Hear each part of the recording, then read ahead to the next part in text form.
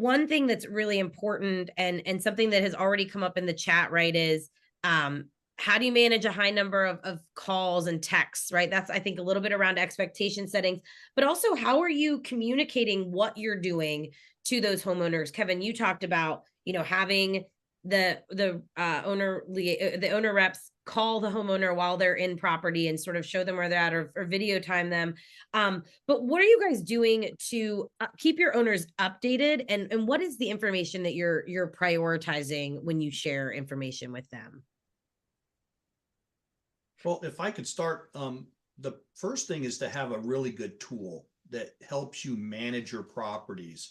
Having a good, CRM, client relationship management tool. There's a jillion of them out there. Some of you may have heard of things like Salesforce or Goldmine or Zoho and others.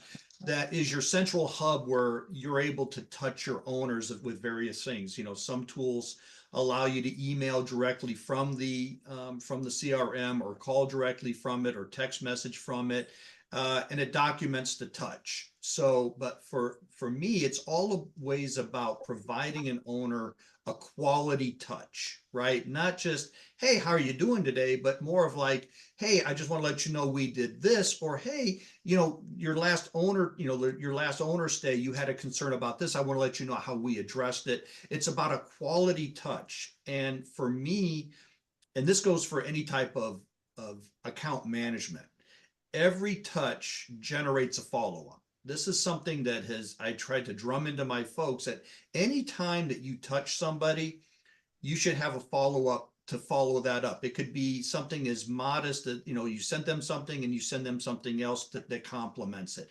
You can't over communicate with an owner, even though they say they don't want to hear from you. Chances are they do. So again, having the proper tool, the mechanism in which to get them quality touches, whether it's a SMS text message, an email, or a phone call, a place to document that touch, a place to document the follow-ups that the touch generates, and having a place to keep all of that in one centralized location has been key for our success. Mm-hmm. That sounds great. Yeah, and we do all that as well. And it goes back to, how does the owner want to be communicated with? Because sometimes they never check their email, and when you keep emailing them things, they might not get a response from them. So there's other ways, just to kind of make a little note of how they like to be contacted. But we also use newsletters, and we do quarterly newsletters, and we do market updates in those newsletters, and also what guests are wanting now, because that changes. So they love those, and those go out, like I say, quarterly. But we also do other things. A really good way because I tried to think, how am I going to get to these owners that I never really see in person, because they don't either come to their home, or they don't, FaceTime with me or whatever. And I said, so I came up with an idea that I go to their property different times a year, and if there's a beautiful bush, in front of their home that's blooming really, really nicely, I take a picture of it and I share that in an email or a phone call with them. I said, you should see this tree in front of your house, or this bush, or whatever. And it really binds you to them in a different way. And I really like doing those kind of things, because I've got to think outside the box a lot of times with some people. And that it's just a way to connect. And that's what we're trying to do at all times with all owners. Sandy? For us, we set up a homeowner email specifically for homeowners. The reservations manager, the maintenance coordinator, the housekeeping manager, and I have access to it. And with that, the homeowners don't have to think, oh, do I send this to the head of maintenance? Do I send this, it just goes into one spot. And we have had such good results with that. For organizing, for being able to go back and look and see what was said and done. It was a real game changer for us. Yeah, I think it is all about, making sure that you have you're providing that personalized touch to them, and also in a way that doesn't add a ton of additional work for you and your team, right? So I love the idea of sending them a photograph of something in their home, or like Kevin said, calling them from their home. And those are all really great to do. But as you get larger and as you scale, all of those things also become difficult to do if you're not streamlining the way in which you're managing that. So I love that. And I think it's interesting, one of the things I was going to ask you is about how you're automating some of the messaging to your homeowners, and touching on that personalized piece. But I love that was sort of something that that kind of came up automatically while you guys were talking. We were talking about preferred channels and making sure that like you're communicating with the owner how they want. And I did go ahead and launch the poll there about what people are finding for their owners preferred communication channels. And I think, sort of like what we expected, it definitely depends on the situation. But there might be some opportunity to consider how you're communicating with your homeowners in newsletters, because it doesn't look like anybody has included that as an option in how they're doing it. So that could be a really great opportunity.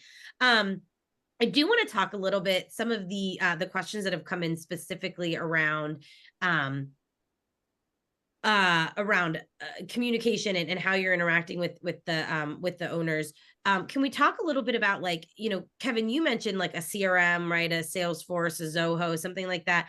Is that how you're managing when you have a really high volume, or any tips for the audience on sort of facilitating a high volume of interactions with your homeowners?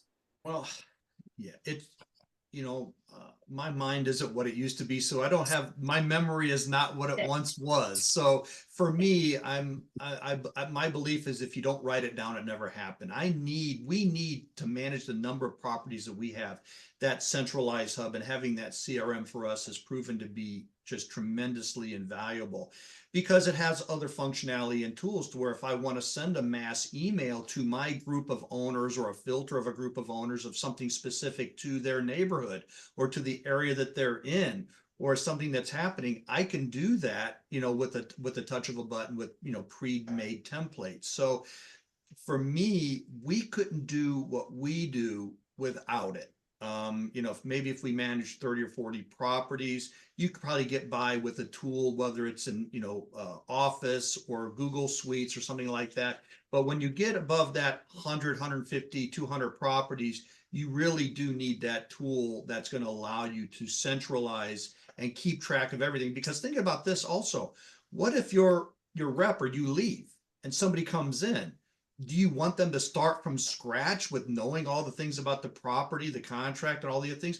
Or would you rather have them be able to go in, open up that contact record and see everything, and at least have a head start and knowledge of that property and that owner with notes and emails and phone calls and things like that? I think that in itself is invaluable, especially with a growing firm like you all have. There's another question in here, which I think is really interesting, right? Like, I want to talk about difficult conversations with owners. Always the best topic to bring up. But I think before we do that, I really like the question that John Patrick asked, which was, we could text, we could email, we could call our owners. Do you guys have sort of parameters in which you follow on when are you calling an owner? When are you texting them? When are you emailing them? Like, what sort of circumstances exist that would drive the channel that you're communicating through? Well, for me, it would depend on the situation. Again, I think with a lot of people on why you would be contacting an owner, if it's not a newsletter or thing, a thing that goes out to everyone. So it would just be, there's a myriad of ways. I have invented so many ways to contact an owner because I want to keep touch with them. And Yeah. the face-to-face with an owner when they come to visit their property is the best, because I actually quiz them on, our company and how things are going and their home. And I get so much information from the one-on-one, more than I would ever get any other way. And so that's my goal. When they come to town, I'm like, hey, I'd love to come by. And I always bring a gift of some sort of appreciation that says, hey, we're so happy to have you in our family, and you know, we love your property, guests love your property, and we give them a lot of feedback that way too. So we use reviews a lot to reach out to owners, and we're always monitoring those daily. So if there's a 5-star, if there's a 3-star, you know, Right. whatever, we'll reach out to owners and make sure they know what guests are thinking about their property, what suggestions they have. That's a good way to do it too, is just monitor the things that they probably may or may not be monitoring, which are guest reviews. And then any maintenance that happens to be going on, we're always in touch with the owner, letting them know what's going on. We use Breezeway for that maintenance. Even when we're going to a property just to check it out, or to do, you know, check on a guest complaint, and we're kind of verifying that, we put that in Breezeway as well. So everybody on our team knows what's going on and when we were out there. And then we are working on the Breezeway owner reports. That's a new feature that comes out either weekly or monthly that you can do. What I say we're working on it is because you have to be careful. If you can have them sent just so they know that you were there and it tells you the dates and what was done, or you can have the detail. And the detail is you have to be careful on what you type in there, because the owner's going to see it. So we are working on that aspect right now, but it's great because that's another way. You know, there's some owners that never thought we went to their property maybe once a year, you know, because they get these reports once a year, you know, semi-annual report. Well, we don't go once a year. We're there a lot. And as you know, everybody on this call probably goes there a lot. You know the property really well. So by having that report from Breezeway, it really helps them to know, hey, these are all the touch points that we had on your property and what we've done. So that's the other way we do it. For us, at least for the maintenance side, we found it very important to ask homeowners, when do you want us to let you know? We have some that want to know every time a battery is changed, a light bulb's changed, and we have some that don't. They trust us. We have good rapport with them, a good history, and if it's under $1,000, they expect us to take care of it because we know we'll take good care of them. If we let them know every time we changed a battery or a light bulb, they would not be happy with us. So it just goes back to really knowing what they want and then being fluid with it. Because if you're just starting out, you might think you know what you want. And then as it goes on, you're, oh, I didn't need to know that. Or why didn't I know that? So it's a constant stream of information that we have to process in order to give them the best results in the best way. Well, I think part of that also If comes I back. were to add on to that, what you don't want, for the folks who are listening in, what you don't want is your owners thinking every time you pick up you call them and they pick up the phone, it's something bad. Like, oh my Yeah. gosh, what do they need now? What's broken now? How much is it What's going this to going to cost me cost now? me? Right. What's it going to cost me? And, and it's easy to get in that rut of, hey, by the way, your hot water heater's broken, or hey, your HVAC problem, or hey, your roof is leaking. You want to balance that by doing, happy communications. Hey, your revenue, gosh, we have your average length of stay is up, or hey, your revenue is up, using tools like key data. And then we are, like Heidi is using the new in Breezeway, the brand new owner reports. We're looking at that right now to use ourselves to put a consolidated report together to send to owners. It's about having that quality, but you want to blend the, oh, I need this, with, hey, I got some great news for you. Right, right, So that exactly. you have that balance.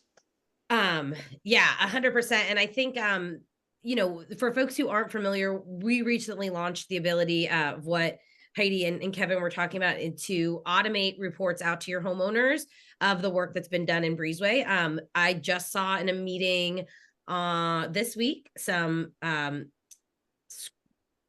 designs of work that's being done to give you more control over that, to provide more visibility and insight into the information that's shared.